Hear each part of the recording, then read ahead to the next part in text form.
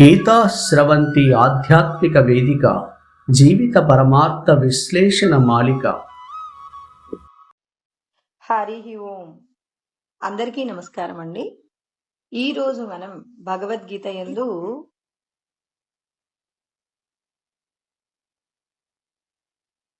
5వ అధ్యాయము కర్మ సన్యాస యోగము.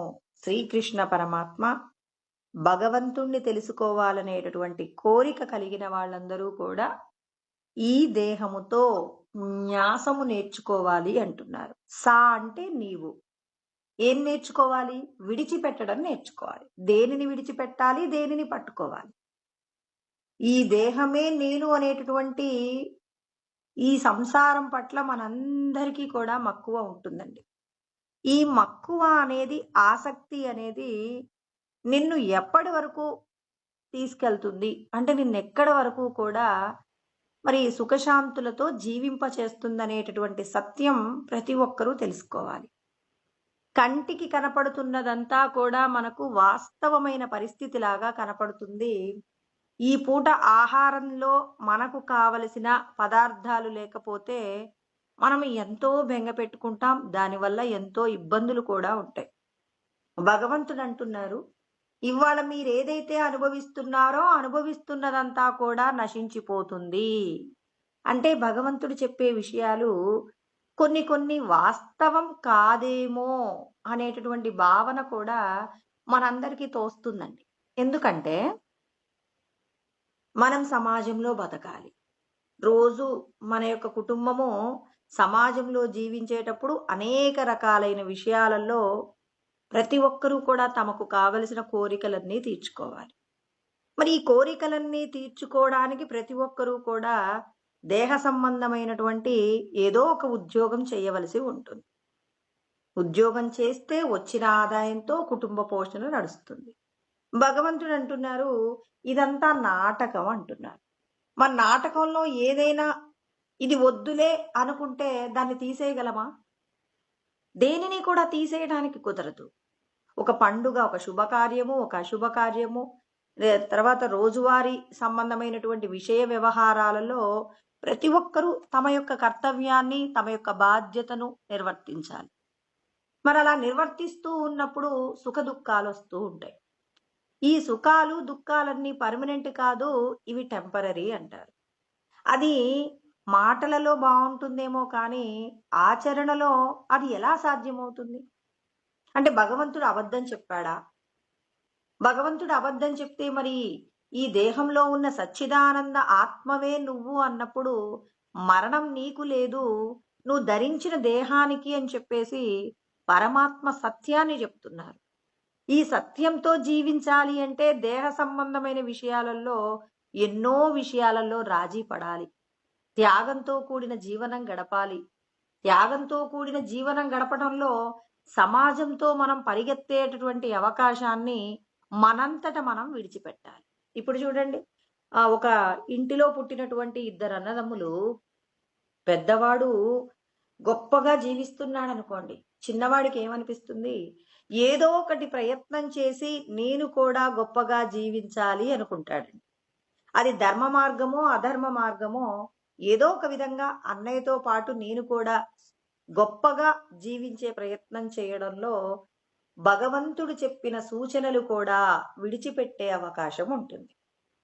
కౌరవులు, పాండవులు ఒకే గురువు దగ్గర విద్యను నేర్చుకున్నారు. పాండవులు మాత్రం ధర్మాన్ని పట్టుకున్నారు. కౌరవులు ధర్మాన్ని విడిచిపెట్టి ఇక్కడ ఈ లోకంలో అనుభవించేటటువంటి సుఖాల కోసం పరితపించారు. ధర్మ మార్గాన్ని ఏం చేశారు? అధర్మంతో వీళ్ళు వాళ్ళ యొక్క ప్రయత్నాలు చేశారు. కృష్ణ పరమాత్మ కూడా ఇదే మాట చెప్పారు. యయా ధర్మం అధర్మంచ కార్యంచ అకార్యమేవచ అయథావత్ ప్రజానాతి బుద్ధిస్సా పార్థరాజసి అని 18వ అధ్యాయంలో 31వ శ్లోకంలో మాట్లాడతారు. ఏమంటారు? ధర్మం తెలిసినప్పటికీ కూడా ఇక్కడ ఇప్పుడు మనం అనుభవించే విషయ సుఖాల కోసం అధర్మంతో కూడిన కార్యాలు కూడా ఇవి ధర్మమే అనేటటువంటి విధంగా జీవిస్తూ ఉంటారు లోకం.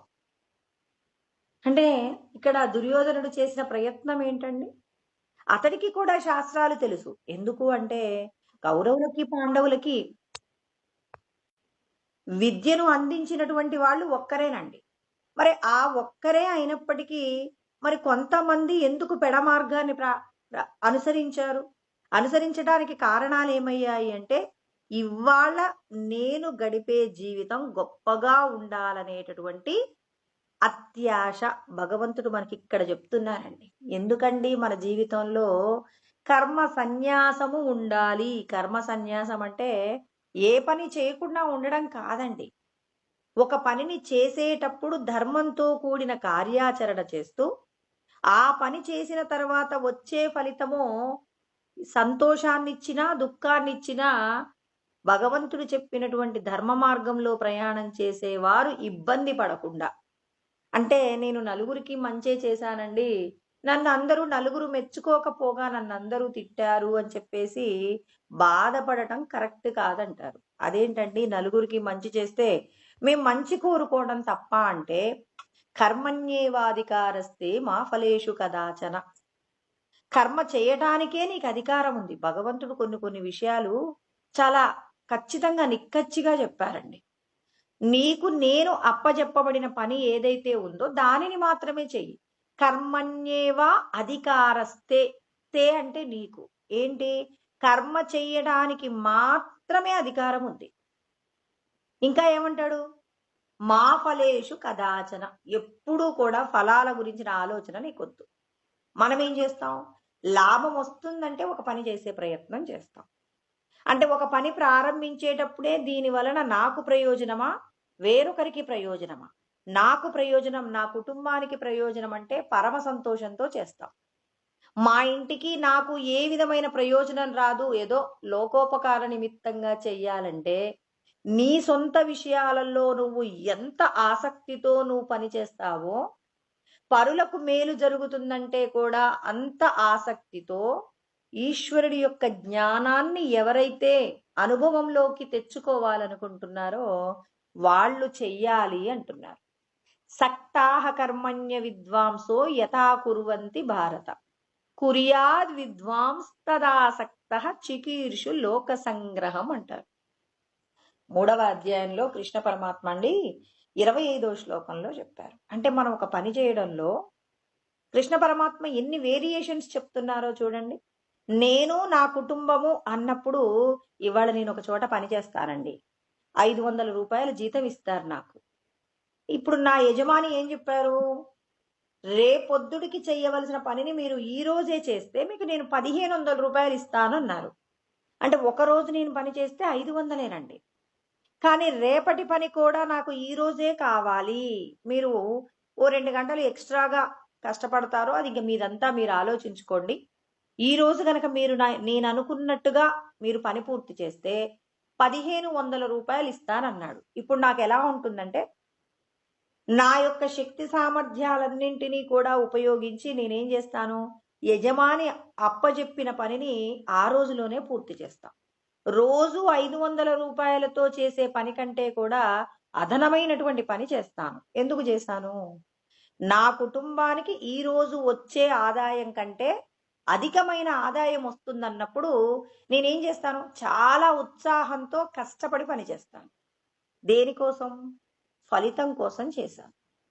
ఇప్పుడు భగవంతుడి యొక్క జ్ఞానాన్ని గనక పూర్తిగా తెలుసుకొని, ఏంటి భగవంతుడి జ్ఞానం అంటే, నేను ఈ దేహమునందున్న సచ్చిదానందమే, నేను ఈ దేహమునందు బంధింపబడి ఉన్నాను, నన్ను నేను విడిపించుకోవాలి అంటే లోకానికి ఉపకారం చేసినప్పుడు అది నా యొక్క శ్రేయస్సుగా మారుతుంది అని చెప్పేసి మనం భగవంతుడి జ్ఞానాన్ని ఆచరణలో పెడుతున్నాం అనుకోండి, అప్పుడు పరమాత్మ ఏం చేస్తాడంటే, అంటే ఇప్పుడు నేనేం చేస్తాను, నా కుటుంబ ప్రయోజనం కోసం అన్నప్పుడు 500 రూపాయల పని చేసే నేను 1500 రూపాయల పనిని కూడా ఒప్పుకున్నా కుటుంబ పోషణ కోసం.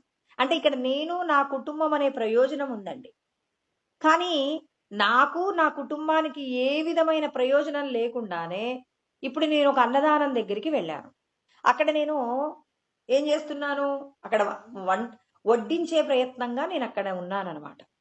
ఇప్పుడు వాళ్ళు అన్నారు, మీరు ఉదయం నుంచి సాయంత్రం వరకే ఉండాలని వచ్చారు కదా, ఇవాళ కొంతమంది భక్తులు అధికంగా వస్తున్నారు, మరి రాత్రి 12 గంటల వరకు ఉంటారా అని అడిగారు.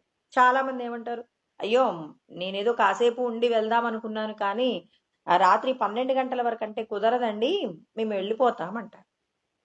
కానీ చూడండి, లోకోపకార నిమిత్తంగా అంటే 10 మందికి జరిగేటటువంటి మేలులో ఇప్పుడు నేను గనక పాలు పంచుకోవాలి, నాకు భగవంతుడి జ్ఞానం ఉంది, నేనిక్కడ చేసేటటువంటి పని వల్ల నాకేమైనా రూపాయి లాభం వస్తుందా? లాభం రాకపోగా ఇంటి దగ్గర పనులన్నీ ఆగిపోతాయి. నేను సాయంత్రానికి వెళ్ళిపోతాననుకున్నాను. కానీ ఇప్పుడు రాత్రి 12 గంటల వరకు కూడా కొంత అధికంగా భక్తులొచ్చారు కాబట్టి, మరి వాళ్ళకి సంబంధించిన సేవ చేయడంలో కొంత అధికమైన సమయం ఉండాల్సి వస్తుంటే, ఎవరైతే అంటే జ్ఞానవంతులు, అంటే భగవంతుణ్ణి తెలుసుకోవాలి, భగవంతుడు చెప్పిన పని చేయాలి, భగవంతుడు నాకు ఈ పని అప్పచెప్తున్నాడు అని అది నా బాధ్యత అనుకున్న వాళ్ళు ఏం చేస్తారు? సొంత పని చేయడానికి ఎంత సంతోషంగా ఒప్పుకుంటారో, తనకు ప్రయోజనాన్ని కలిగించని పని కోసం కూడా, అంటే తనకి తన కుటుంబానికి ఇప్పుడు అక్కడ ఓవర్ టైం చేయడం వల్ల అప్పటికప్పుడు వచ్చే ఫలితం ఏమీ లేదు. అయినా వీళ్ళు ఏం చేస్తారంటే చక్కగా చేస్తారు. చికీర్షు లోక సంగ్రహం అంటే లోకోపకార నిమిత్తంగా వీళ్ళు ఏం చేస్తారు? అందరూ వెళ్ళిపోయినా ఒక 50 మందికి ఈ మాట చెప్పినా అందులో ఒక 5గురో 6గురో మేము ఉంటామండి, మేము ఈ పని పూర్తయిన తర్వాతనే వెళ్ళిపోతాము, ఇంటి దగ్గర పనులు రేపటికి మేము వాటిని వాయిదా వేసుకొని చేసుకుంటాంలేండి, పర్వాలేదండి మేము ఉంటాము అంటారు. అంటే లోకోపకారం. కొంతమంది ఏమో నేను ఈ శరీరం కాదు ఆత్మని అనేటటువంటి జ్ఞానాన్ని పొందిన వాళ్ళు కర్తవ్యం అని చేస్తారు. ఇంకొంతమంది పుణ్యం వస్తుందని చేస్తారు. చూడండి, ఇక్కడ అదే పనిని కొంతమంది పుణ్యం వస్తుందని చేస్తారు, కొంతమంది ఇది నా బాధ్యత అని చేస్తారు, ఇంకొంతమంది ఎలా చేస్తారంటే నలుగురి యొక్క మెప్పు కోసం చేస్తారు. ఒకే పని వల్ల భగవంతుడు అంటారు అధికమైనటువంటి ఫలితం. ఒక పని చేస్తున్నామంటే ఈశ్వరుడు అంటున్నారు, మీరందరూ కూడా నా అంశ కాబట్టి ఒక పని చేసినప్పుడు దాని వలన అత్యధికమైన ప్రయోజనమే పొందాలి కానీ కేవలం ఒక పశువు మాదిరిగా ఒక పని చేస్తే అవతలి వాళ్ళు పొగుడుతారని చెప్పేసి చేసేటటువంటి పని అప్పటికప్పుడు మీరు చేస్తారు, వాళ్ళు పొగుడుతారు, వెళ్ళిపోయేటప్పుడు మీకు శాల్వా కప్పుతారు, పంపిస్తారు. అంటే మీరు ఏది కోరుకున్నారు? నన్ను గౌరవించాలి, నన్ను గుర్తించాలనుకున్నారు, గుర్తించారు, పంపించారు. చూడండి, మీరు ఓవర్ టైం పని చేశారు, అప్పటికప్పుడు మీరు ఫలితం పొందారు, వెళ్ళిపోయారు. ఇప్పుడు పుణ్యం కావాలి అనుకొని ఉన్నాడు, అతడికి కూడా శాల్వా కప్పుతారు, అతడికి కొంత పుణ్యం వస్తుంది. ఇంకొక వ్యక్తి అనుకున్నాడు, ఈశ్వరుడు మనందరికీ ఏం చెప్పారండి, ఏతాన్యపితు కర్మాని సంగం త్యక్త్వా ఫలానిచ కర్తవ్యానీతి మే పార్థ నిశ్చితం మతముత్తమం. అంటే ఒక పనిని చేసేటప్పుడు ఫలితాన్ని కోరకుండా ఈశ్వరుడు నాకు ఈ పని అప్పచెప్పారు, లోకోపకార నిమిత్తంగా నన్ను ఈ పని చెయ్యమన్నారు, నేను ఈ పని చేస్తాను, ఇది నా బాధ్యత అనుకుంటారు. అందరి చేత గుర్తింపబడుతున్నారు, శాల్వా గప్పించుకుంటున్నారు, కానీ భగవంతుడి దగ్గర నుంచి కూడా ఆశీర్వాదాన్ని పొందుతున్నారు. రెండో వాళ్ళు ఏం చేశారు? పుణ్యాన్ని సంపాదించుకొని వెళ్ళిపోయారు, శాల్వా గప్పించుకున్నారు. ఇంకొకరు నన్ను పొగడాలి అనుకున్నాడు, శాల్వా గప్పించుకున్నాడు, పొగిడారు, వెళ్ళిపోయారు. ఒకే పనికి 3 రకాలైనటువంటి ఫలితం వచ్చిందా లేదా? ఆత్మజ్ఞానాన్ని తెలుసుకున్నప్పుడు 3 రకాల ప్రయోజనాలు పొందగలిగే భాగ్యం ఈశ్వరుడు ఇస్తారు. ఒకవేళ మొదటి వాళ్ళు పొగడలేదనుకోండి, అయ్యో 12 గంటల వరకు పని చేశాం, కనీసం బాగా చేశారని కూడా అనలేదని వాడు బాధపడుకుంటూ వెళ్ళిపోతాడు. ఇంతసేపు ఉండి పని చేశాను, నా ఇంటి పనులన్నీ ఆగిపోయాయి, ఒక్కడు కూడా నన్ను పొగడలేదు, గుర్తించలేదని. చూడండి, ఒక ఫలితం వస్తే శాల్వా కప్పితే ఆనందం, శాల్వా కప్పకుండా ఎవరు గుర్తించకపోతే దుఃఖం. ఇక రెండో వ్యక్తి ఉంటాడు, పుణ్యం వస్తుందని చెప్పారు, నన్ను ఎవరు గుర్తించకపోయినా పర్వాలేదని వాళ్ళు వెళ్ళిపోతారు, కాస్త వీళ్ళు పర్వాలేదు. ఇప్పుడు మూడో వ్యక్తి ఉన్నాడు, నిర్వికార. ఇక్కడ మాట చెప్తారండి, ముక్త సంగోనహంవాది దృత్యుత్సాహ సమన్విత సిద్ధ్య సిద్ధ్యో నిర్వికార కర్త సాత్విక ఉచ్యతే అని మనకు 18వ అధ్యాయంలో కృష్ణ పరమాత్మ మన యొక్క కర్తవ్యం గురించి మాట్లాడినటువంటి శ్లోకం 26వ నెంబర్ అండి. అంటే ఒక పని చేసేటప్పుడు ఏమంటున్నాడు? ముక్తః ఏంటి విడిచిపెట్టాలి. ముక్త సంగో అనహం వాది నేను చేస్తున్నాననే అహంకారాన్ని విడిచిపెట్టి నాకు ఏ పని ఇస్తారు. ఒక చోటకు వెళ్ళిన తర్వాత అండి, మనం ఒక చోట సేవ చేస్తానని వెళ్ళాం. అక్కడ నీకు ఏ పని అప్పచెప్పినా ఆ పని చేయడానికి నువ్వు సిద్ధపడాలే తప్ప, నాకంటే వాళ్ళు అధికులని వాళ్ళకి ఆ పని అప్పచెప్పారా, వాళ్ళకేమో సుఖమైనటువంటి టెంట్ కింద ఉండే పని అప్పచెప్పారు, మమ్మల్నేమో ఎండలో తిరిగేటటువంటి పని అప్పచెప్పారు అనకూడదు. ఒక చోటకు నువ్వు సేవకు వెళ్ళిన తర్వాత అక్కడ నీకు ఏ పని అప్పచెప్పినా ఈశ్వరుడు ఇవాళ నాకు ఈ పని అప్పచెప్పారని ఆ పని చేయడానికి సంబంధించి ఎంత లాభం వస్తుందనే ఆసక్తిని విడిచిపెట్టి ఏం చేయాలి, నేను చేస్తున్నాననే అహంకారాన్ని విడిచిపెట్టి ఏం చేయాలి, అక్కడ పనిని ధైర్యముతో ఉత్సాహంతో నువ్వు చెయ్యాలి ఒక పనిని. అలా చేసినప్పుడు అవతలి వాళ్ళు నిన్ను పొగడని పొగడకపోని సిద్ధ్యో అనిర్వికార వికారమును పొందకుండా ఆ ఫలితం నీకు సంతోషాన్నిచ్చినా దుఃఖాన్నిచ్చినా ఎటువంటి వికారం లేకుండా ఈశ్వరుడు నాకు ఆ పనప్ప చెప్పారు, ఇది చెయ్యటమే, ఇవాళ నాకు ఏ ప్రమాదం ఉందో ఈశ్వరుడు నా చేత ఈ పని చేయించాడని పరమ ప్రీతితో భగవంతుడికి కృతజ్ఞతలు చెప్తూ ఎవరైతే వెళ్ళగలుగుతారో అదండి న్యాసం అంటే. విడిచిపెట్టడం, కర్మ ఫలాలను విడిచిపెట్టడం అంటే ఇది. కర్మను విడిచిపెడుతున్నారా, చెప్పిన పనిని వదిలిపెడుతున్నారా, వదిలిపెట్టట్లా. కర్మ యొక్క ఫలాలను విడిచిపెట్టడానికి వల్ల ఏం జరుగుతుంది, యోగమును నువ్వు పొందగలుగుతావు. అంటే మనమందరం యోగం పొందాలి అంటే ఇక్కడ భగవంతుడు చెప్పే మాటలలో ఉన్న సత్యాన్ని పట్టుకోగలగాలి. అందుకే ఇక్కడ పరమాత్మ ఏమంటున్నారు, తద్బుద్ధయస్తదాత్మానః తన్నిష్టాస్తత్పరాయణః గత్యంత్య పునరావృత్తిం జ్ఞాన నిర్దూత కల్మషాః అని ఇక్కడ కృష్ణ పరమాత్మ చెప్తున్నారు. అంటే ఈ మాటని మనం అందరం అర్థం చేసుకోవాలి. ఏమంటున్నాడు ఇక్కడ పరమాత్మ, తద్బుద్ధయ మీ మనస్సును నాయందు ఉంచండి. ఇదే మాటను యథావిధిగా ఎక్కడ మాట్లాడతారంటే 12వ అధ్యాయం 8వ శ్లోకంలో కూడా చెప్తారు. అంటే కృష్ణ పరమాత్మ చెప్పిన మాటనే మళ్ళీ మళ్ళీ చెప్తారనమాట. ఏమని చెప్తారు, ముఖ్యంగా మనం భగవంతుడి యొక్క జ్ఞానాన్ని ఎందుకు తెలుసుకోవాలంటే 5 ఇంద్రియాలను నిగ్రహించుకోవడానికి కావలసిన పద్ధతులన్నింటినీ భగవద్గీతలో చెప్తారండి. ఇంద్రియాలను గనక భగవంతుడు చెప్పిన ధర్మ మార్గంలో వినియోగించుకోవడం వస్తే గనక ఇక మనం పరమాత్మకు దగ్గరయ్యాము, పరమాత్మలో లయం కావడానికి నీకు ఎంతో సమయం పట్టదండి. అంటే ఇంద్రియ నిగ్రహం రావాలి. ఈశ్వరుడు శాస్త్రంలో దీనిని చెయ్యమన్నాడు, నీ కళ్ళతో ఇది చూడమన్నాడు, నువ్వు అది మాత్రమే చూస్తావు, ఇంకొకటి చూడవు. ఒక దుర్మార్గుడిలో కూడా భగవంతుడినే చూస్తున్నావు, ఇక నీకు ఆ వ్యక్తి యొక్క గుణగణాలు నీకు అవసరం లేదు. అతడు నీ మెడ మీద కత్తి పెట్టి నిన్ను ఏదో చెయ్యబోతున్నాడు, లోపటున్న భగవంతుడు నన్ను చంపాలంటే చంపుతాడు, లేకపోతే అతడికి నన్ను చంపగలిగినటువంటి అధికారం లేదు అని లోపటున్న భగవంతుణ్ణి గనక మనకు చూడడం వస్తే నీకు ప్రమాదమే లేదు. ఒకవేళ ప్రమాదమే వచ్చినా ఈశ్వరుడి యొక్క శాసనం ఇది, నేను అంగీకరిస్తానని తల వంచగలిగినంత గొప్పగా మనల్ని మనం దిద్దుకోగలగాలి.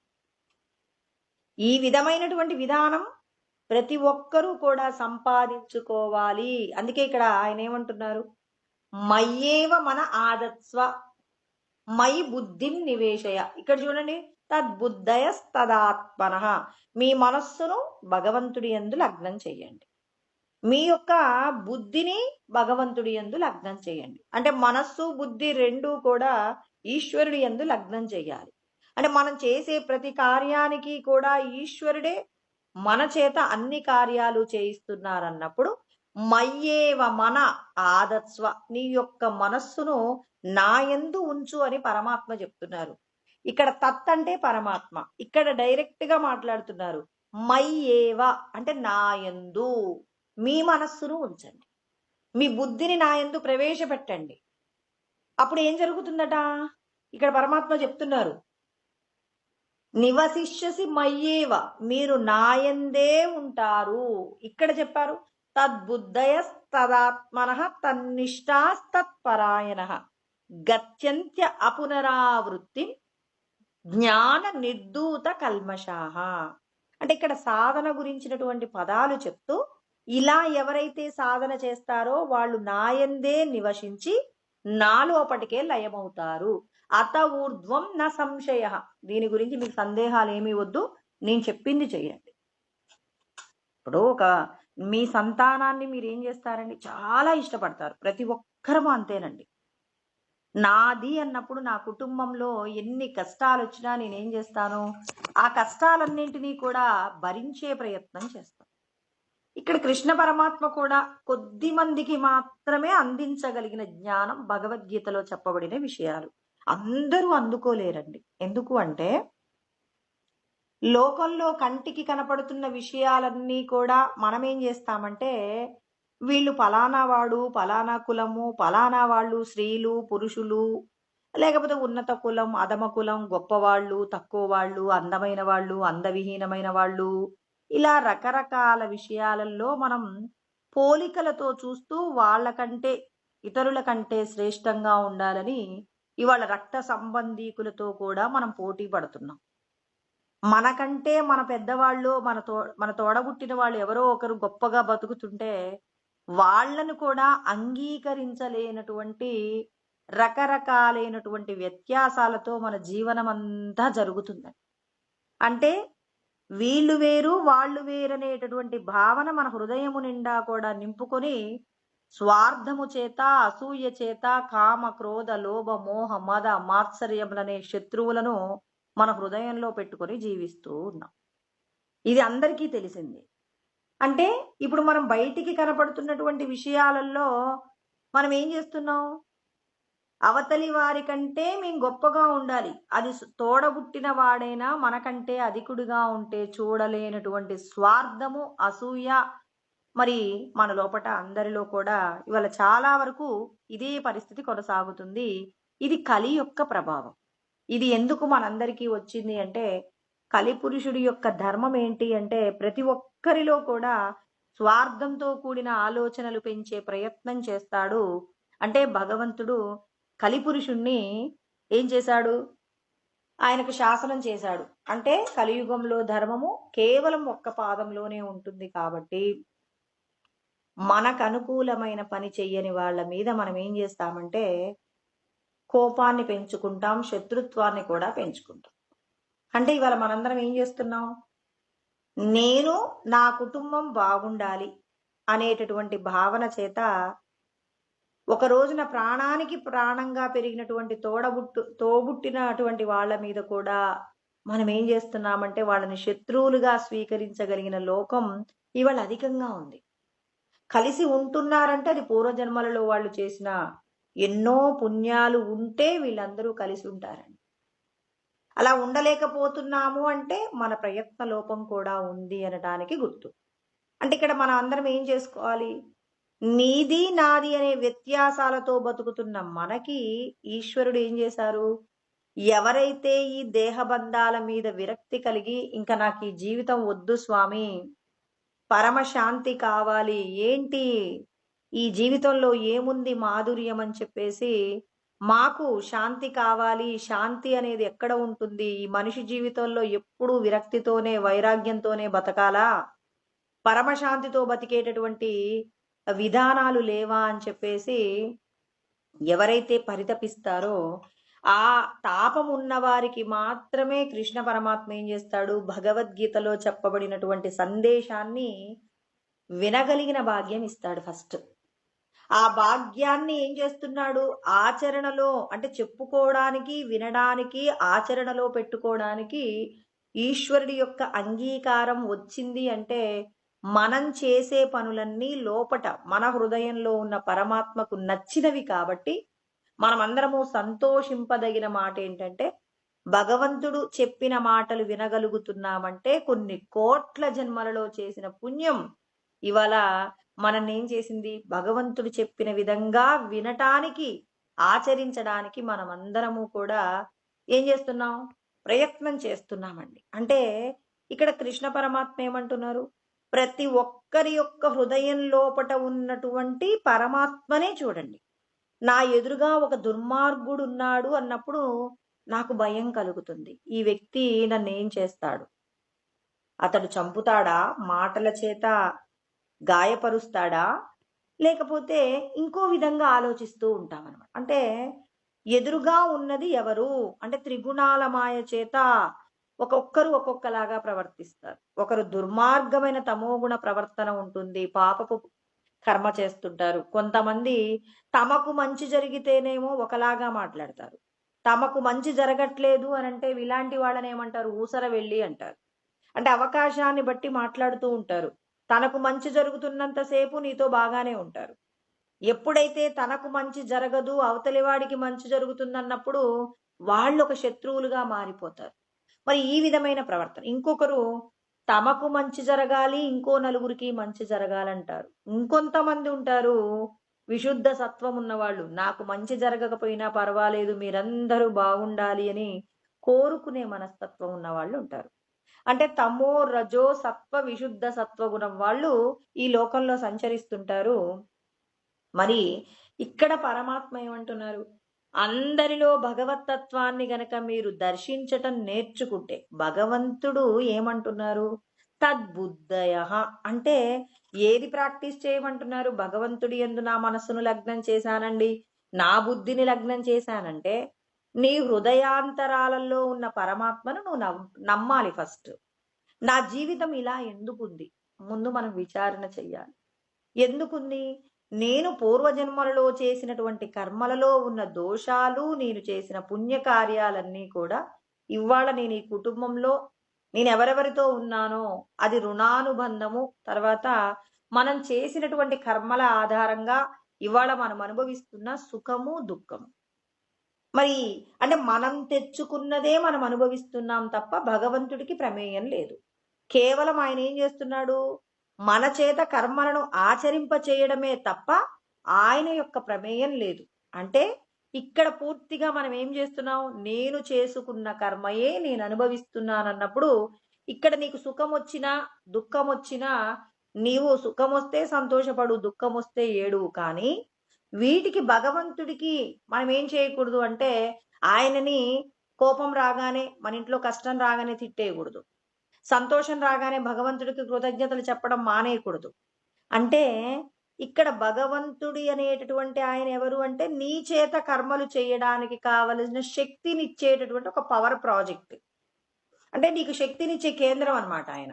అంటే మన ఇంట్లో ఉన్నటువంటి ఎలక్ట్రానిక్ వస్తువులన్నింటికి శక్తినిచ్చేటటువంటి పవర్ ప్రాజెక్ట్ మీటర్లో ఉన్నట్టు మన లోపట కూడా ఈశ్వరుడు ఏం చేస్తున్నారు? శరీరంలో ఉన్న ఇంద్రియాలకు, శరీరానికి, మనస్సుకు, బుద్ధికి శక్తినివ్వడానికి ఒక కేంద్రంగా ఉన్నాడనమాట. ఆయన శక్తి కేంద్రము చైతన్యవంతమైనటువంటి స్వరూపం అన్నమాట. ఆయన మన శరీరంలో ఉండి మనల్ని ఏం చేస్తున్నారు? మనం తెచ్చుకున్న కర్మలన్నీ అనుభవింప చేస్తూ ఉన్నారు. ఇక్కడ భగవంతుడు ఒక మాట చెప్తాడు మనందరికీ. అక్కడ ఫ్యాన్లు, ఎలక్ట్రానిక్ వస్తువులు చెయ్యలేని పని మనం ఒకటి చేయగలమండి. ఏంటి? ఏం చేయగలము అంటే ఇక్కడ ఈశ్వరుడు శాస్త్రంలో కొన్ని పద్ధతులు చెప్పాడు.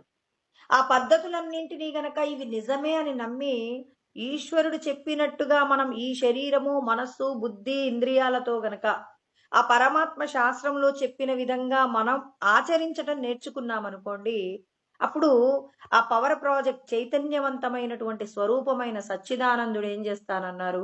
మీకు కష్టం వస్తే, మీకు ఇవాళ యాక్సిడెంట్ అయ్యి ఒక కాలు విరగవలసి ఉంటే, నిరంతరం నేను చెప్పిన విధంగా ధర్మంతో కూడినటువంటి పుణ్యకర్మాచరణ ఉంటే ఇవాళ మిమ్మల్ని నేనేం చేస్తానంటే మీరు కింద పడతారు, ఏదో చిన్న గాయం అవుతుంది, కానీ కాలు విరగకుండా రక్షిస్తాను.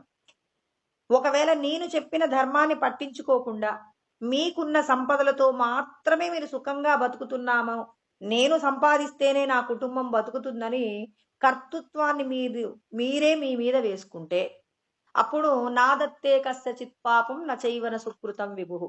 మీ పాపము మీ పుణ్యం నేను తీసుకోను. నేను తీసుకుంటాను. ఎప్పుడు తీసుకుంటాను? నేను చెప్పిన ధర్మాన్ని మీరు ఆచరించినప్పుడు. అంటే లోపట ఉన్న పరమాత్మ తత్వాన్ని నువ్వు అంగీకరించాలి ఫస్ట్. తద్బుద్ధయ అంటే నీ లోపటే భగవంతుడు ఉన్నాడా? 84 లక్షల కోట్ల ఉపాధులలో భగవంతుడు ఉన్నాడా? విచారణ చెయ్యాలి. అంటే నిన్ను నడిపించేది భగవంతుడే అని నువ్వు నమ్మాలి. అందుకే అంటారు ఉద్ధరేదాత్మనాత్మానం నాత్మానమవసాదయేత్. అంటే నిన్ను నువ్వు ఉద్ధరించుకోవాలి.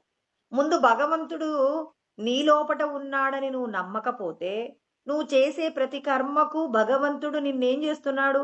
ప్రోత్సహిస్తున్నాడు, నిన్ను నడిపిస్తున్నాడు. నీ చేత సమస్త కర్మలు చేయించడంలో ఈశ్వరుడి యొక్క బాధ్యత, ఈశ్వరుడి యొక్క కర్తవ్యం అనేకంగా చాలా ఉంది అని నువ్వు నమ్మినప్పుడు నువ్వు చేసేటటువంటి ప్రతి పని, నువ్వు మాట్లాడే ప్రతి మాట, నీ ప్రతిదీ కూడా ఎలా ఉంటుందంటే, భగవంతుడు నన్ను ఈ పని చెయ్యొద్దన్నాడు, ఆగిపోతాడు. భగవంతుడు నన్ను ఈ పని చెయ్యమంటున్నాడు, చేసేస్తాడు. చూడండి, ఒక పని చెయ్యడం చెయ్యకపోవడం అనేది ఎవరు నిర్ణయిస్తున్నారు? ఈశ్వరుడు శాస్త్రంలో చెప్పబడిన విషయాలు మనం సద్గురువు బోధనల ద్వారా తెలుసుకొని ఆచరిస్తున్నప్పుడు తద్బుద్ధయ అంటే లోపటున్న భగవంతుణ్ణి మనం ఏం చేస్తున్నాం? అంగీకరిస్తున్నాం. మన బుద్ధిని భగవంతుడి లోపట ఏం చేస్తున్నాం? లగ్నం చేస్తున్నాం. మయ్యేవ మన ఆదత్స్వ మయి బుద్ధిం నివేశయ.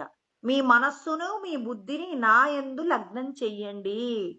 తద్బుద్ధయ తదాత్మన అంటే మీ మనస్సు, మీ హృదయ, మీ బుద్ధిని నా యందు ప్రవేశపెట్టండి. ఇక్కడ ఇంకొక ఆచరణ కూడా చెప్పాడు. తన్నిష్ట ఏకాగ్రంతో ఉండాలి, ఏకాగ్ర బుద్ధి ఉండాలి.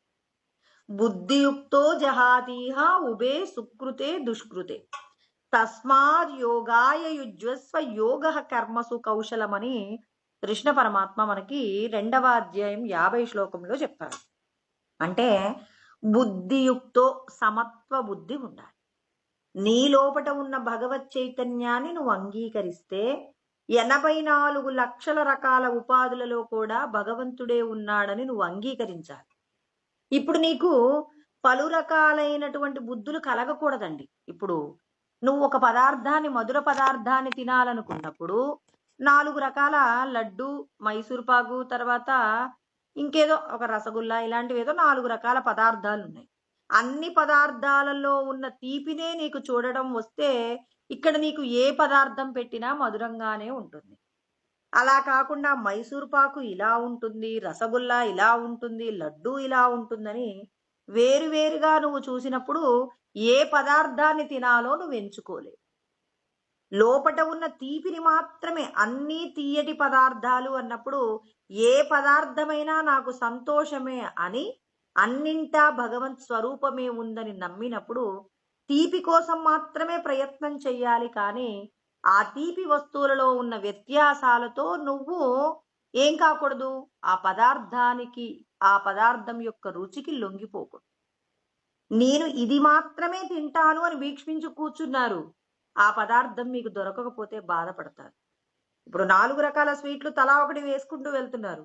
నాకు రసగుల్లా ఇష్టం అనుకున్నాను, ఇప్పుడు నా పక్కవాడికి రసగుల్లా వచ్చింది, నాకు లడ్డు వచ్చింది. ఇప్పుడు నేను లడ్డు తింటాను, కానీ నా మనసు ఎక్కడుంది? పక్కవాడు తినే రసగుల్లలో ఉంది. ఇప్పుడు నువ్వు తిన్న పదార్థం నీ శరీరంలోకి శక్తిగా మారాలంటే అవుతుందా? నువ్వు హృదయపూర్వకంగా ఆ లడ్డు తిన్నావా? తినలేదు. తియ్యటి పదార్థం తిన్నావు, కానీ దానికి సంబంధించినటువంటి అనుభూతి ద్వారా వచ్చే శక్తి కోల్పోయావు. లడ్డు తిన్నావు కానీ శక్తి మాత్రం రాలేదు. ఇష్టమైంది వచ్చింది, తిన్నాననుకొని రసగుల్లా వచ్చింది ఒకవేళ నీ అదృష్టం. ఇప్పుడు రసగుల్లా తింటున్నప్పుడు ఏమైతుంది? ఎంతో సంతోషాన్ని పొందావు. ఆ సంతోషంలో నువ్వు సంపాదించే శక్తి కంటే కోల్పోయిన శక్తి అధికంగా ఉంది. మనం నిజంగా దుఃఖపడ్డప్పుడు ఎక్కువ శక్తిని పోగొట్టుకుంటామా? ఆనందాన్ని పొందినప్పుడు ఎక్కువ శక్తిని పోగొట్టుకుంటామా? అంటే ఇష్టమైనది దొరికింది అన్నప్పుడు ఎక్కువ శక్తిని పోగొట్టుకుంటామట. చూడండి, మనకు ఆనందం కలిగించే విషయాలు ఆ రోజు ఎలా గడిచిపోయిందో అర్థం కాదండి. దుఃఖాన్ని కలిగించే విషయాలు మనకు ఒక్కొక్క క్షణం కూడా అంటే మనకి ఎంతో భారంగా నడుస్తూ ఉంటుంది. అంటే ఒకదాని మీద నీకు మనస్సును లగ్నం చేయడం వల్ల నీకు ప్రమాదం వస్తుంది. కాబట్టి మీరు నాయందు మనస్సును, మీ బుద్ధిని లగ్నం చేస్తే తదేక నిష్ట, మీకు ఏకాగ్రత ఉండాలంటున్నారు పరమాత్మ. లోపట ఉన్నటువంటి శక్తి మీద మాత్రమే, ఆత్మశక్తి మీద మాత్రమే మీ యొక్క మనస్సును సంయతేంద్రియ అంటారు. అంటే ఇంద్రియాలన్నింటినీ కూడా నిగ్రహించి ఒకే వస్తువైనటువంటి పరమాత్మ యొక్క శక్తి మీదనే మన మనస్సును లగ్నం చేసి తత్పరాయణ, ఆ పరమాత్మనే నిరంతరం స్మరణ చేస్తూ నీవు మాత్రమే ఈ సమస్త ప్రాణులను కదిలిస్తున్నావు, నీ యొక్క శక్తి చేతనే, నీ యొక్క సంకల్పము చేతనే ఈ ప్రాణులన్నీ తమ యొక్క కార్యాలన్నీ చేస్తున్నాయని ఆ లోపట ఉన్న భగవంతుణ్ణి ఏకాగ్ర బుద్ధి చేత నువ్వు నిరంతరం నువ్వు స్మరణ చేసినప్పుడు ఏం జరుగుతుంది అంటే, అప్పుడు నువ్వు చేసే కర్మలలో వీడు మంచివాడు, వీడు చెడ్డవాడు, ఇది నాకు ఇష్టము, ఇది ఇష్టం లేదు అంటే రాగ ద్వేషాలు లేవు, అహంకార మమకారాలు లేవు. వీడు నా వాడు కాబట్టి చేశాను. ఇప్పుడు మనం ఎంతో మంది, నేను చాలా మందిని చూస్తానండి, గురుస్వరూపాలుగా ఉన్న వాళ్ళు ఉంటారు. వాళ్ళు ఏం చేస్తారంటే, మీరు మా కులం కదండి, మీ ఇంటికి రాకుండా ఎలా ఉంటారు అని చెప్పేసి కొంతమంది మాట్లాడతారు. అసలు అందరిలో భగవంతుడు ఉన్నాడన్నప్పుడు ఇక కులాలు ఎక్కడివి, స్త్రీలు పురుషులనే వ్యత్యాసాలు ఎక్కడివి, ఈ ప్రాణి వేరు నేను వేరు చెప్పేటటువంటి జ్ఞానంలో ఆచరణతో అనుభవపూర్వకంగా చెప్పినప్పుడు రమణ మహర్షి దగ్గరికి వాళ్ళ అమ్మగారు వచ్చారట. సంవత్సరం పాటు మౌన దీక్షలో ఉన్నప్పుడు వాళ్ళ అమ్మగారు తెలుసుకొని, పలానా చోట పలానా పిల్లవాడు ఉన్నాడు, మీ పిల్లవాడు లాగే ఉన్నారంటే వాళ్ళ అమ్మగారు పాపం వచ్చేస్తుందండి, కొడుకును వెతుక్కుంటూ వస్తుంది ఆ తల్లి.